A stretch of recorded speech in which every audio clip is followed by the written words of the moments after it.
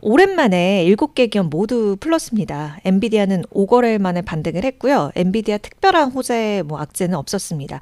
최근에 그 내렸던 게 AI 거품 과잉 때문에 오히려 시장 흐름에 좀 동조해서 많이 내린 감이 있었죠. 테슬라부터 살펴볼 텐데요. 1월 인도량 요 발표를 대기 중인 테슬라인데 악재가 하나 좀 나왔는데도 불구하고 의외로 좀 강하게 올랐습니다. 정규장에서 4% 가까이 오름세를 보였는데요. 유럽 쪽 3월 판매 발표가 됐습니다. 이게 다달이 발표되는 내용이긴 한데 여전히 부진한 것으로 드러났어요. 일단 프랑스에서는 작년 3월과 비교해서 37% 가까이 빼졌고요. 노르웨이에서는 63% 급감을 했고 덴마크에서도 네덜란드에서도 각각 65%, 61% 이렇게 감소를 했습니다. 주목할 것은 자 여기 보면 북유럽 국가들 다 이렇게 제가 나열을 해드렸는데 이렇게 환경에 민감한 북유럽에서도 판매가 급감을 한 것이죠. 유럽 쪽도 이런데요. 테슬라가 이렇게 최근에 여러 가지 이슈로 부침을 겪고 있는 조짐을 보일 때 미국 내에서는 테슬라의 대안으로 루시드가 될 수가 있다. 이런 시각이 나오고 있어서 이 내용도 좀 정리를 해봤습니다. 테슬라 보이콧 때문에 루시드가 최대 반사이익을 얻고 있다 이런 분석이 있었는데요. 최근에 출시했던 또 이 루시드의 그래비티 SUV 이게 인기인가 봐요. 그래서 루시드 CU 이야기한 거 보니까 고객들이 테슬라 대안을 원하기 때문에 그래비티 SUV랑 에어 세단 모두 구매자가 대거 몰리고 있다. 그래서 이런 추세라면 연말까지 순조롭게 20만 대를 차량을 판매할 수 있을 것이다. 이렇게 직접 말을 하기도 했습니다. 자, 이런 가운데 우리나라에서 오늘 이 신형 모델 Y죠. 주니퍼가 우리나라 국내 출시 첫날입니다. 제가 이거 로이터에서 사실 영상 찾고 싶었는데 찾기가 어려워서 사진을 넣지는 못했는데 시승이라도 좀 한번 하러 가고 싶네요. 영상 담기 위해서. 어쨌든 DMC에서 혹시 이런 거 좀 큰 차량 같은 거 출시되면은 촬영 가시기도 하나요? No? 오케이. 저희가 가는 걸로 기회가 되면. 네. 어쨌든 테슬라로서는 기존 주요 시장 판매량 감소 속에서도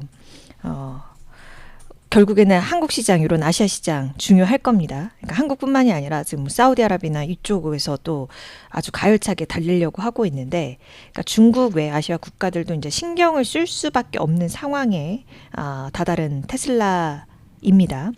우리나라에서도 지금 기존 모델보다 400만 원 가량 저렴한 가격으로 책정이 됐거든요. 그러니까 우리 시장 판매 수치도 한번 테슬라가 꼭 챙겨야 되는 이제 시장으로 부각하는 관점에서 여러 아시아 국가들 수치 이런 거 저희 우리나라 수치 다 좀 체크를 같이 해드리도록 하겠습니다. 자, 영상과 함께 테슬라 만나보셨고요. 다음은 메타입니다. 오늘도 그롱님의 도움을 받아서 트럼프 대통령과 마크 저커버그가 마주보고 있는 사진으로 좀 이렇게 구현을 해봤습니다. 자, 요새 그록은 그러는데 요새는 또 챗GPT 지브리 그거 해보셨어요? 아직? 챗GPT 사용자 아주 폭발하고 있다고 하더라고요. 그러면서 이제 지브리식으로 사진, 그러니까요. 프로필 사진으로 다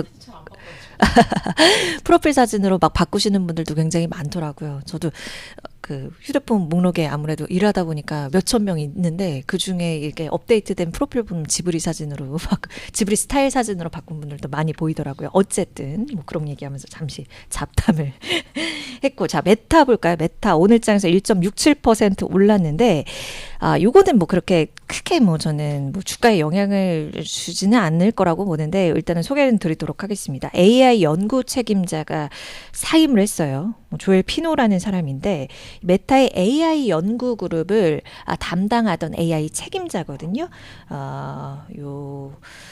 이 사람이 사임을 한 건데 피노 박사가 17년에 페이스북에 합류를 해서 23년부터인가 요 메타의 AI 핵심 부서를 전반적으로 다 이끈 겁니다. 요 맡았던 그룹에서 요 AI 연구 그룹에서 음성 번역, 이미지 인식, 메타, 요 대규모 언어 모델 라마 다양하게 연구를 했는데 요 리더가 사임을 한 것이죠.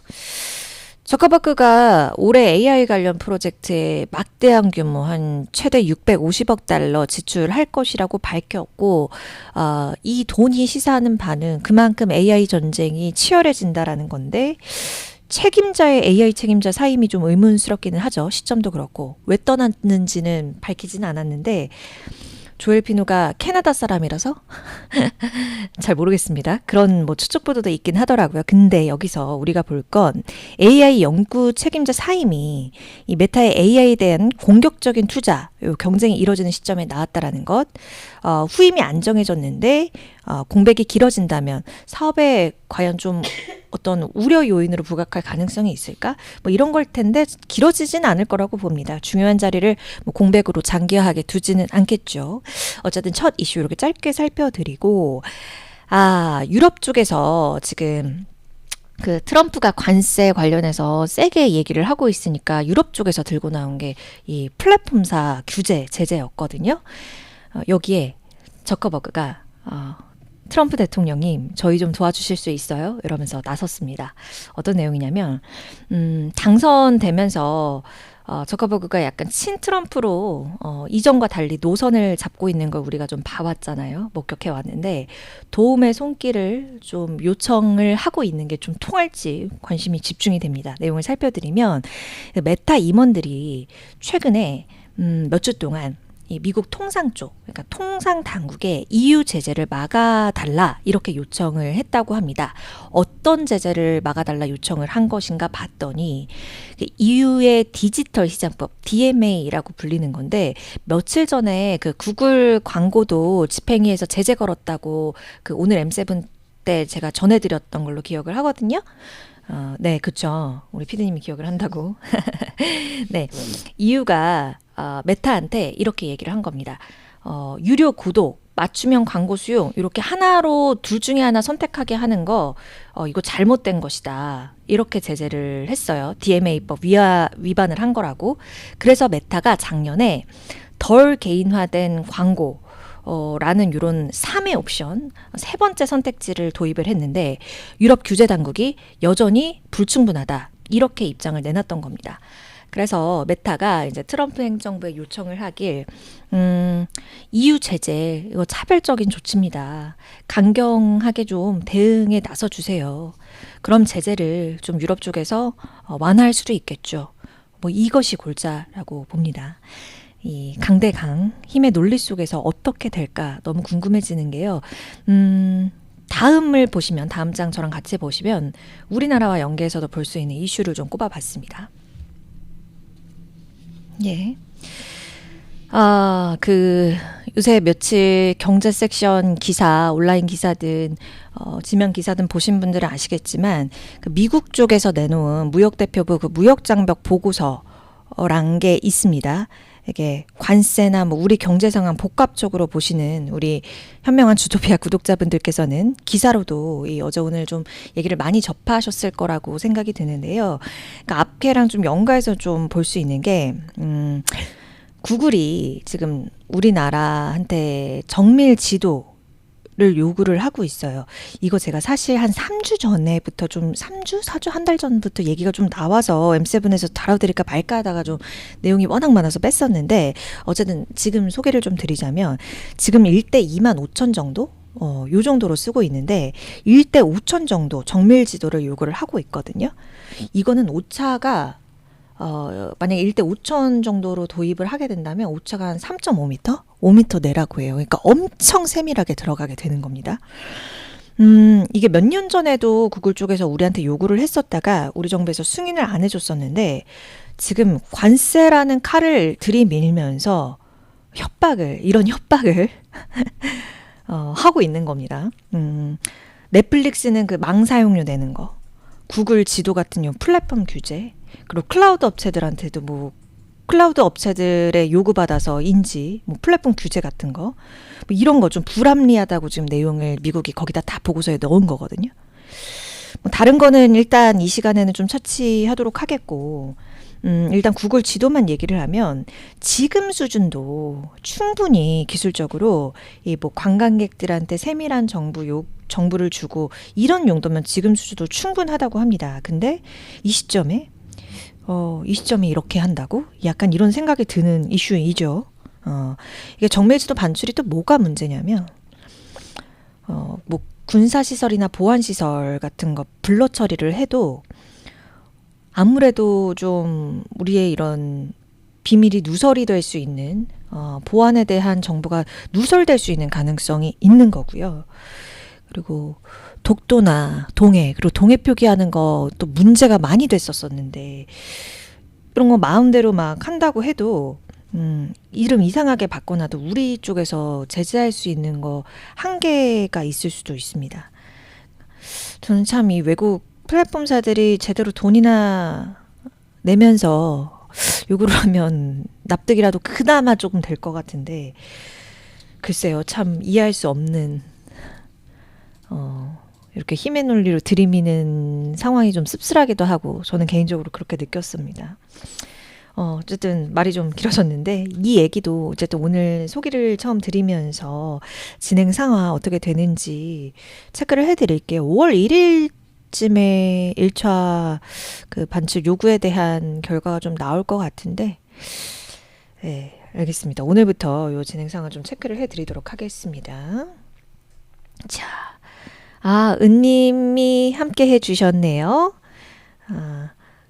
제가 아마존 얘기 먼저 드리고, 그리고 나서 제가 인사드릴게요.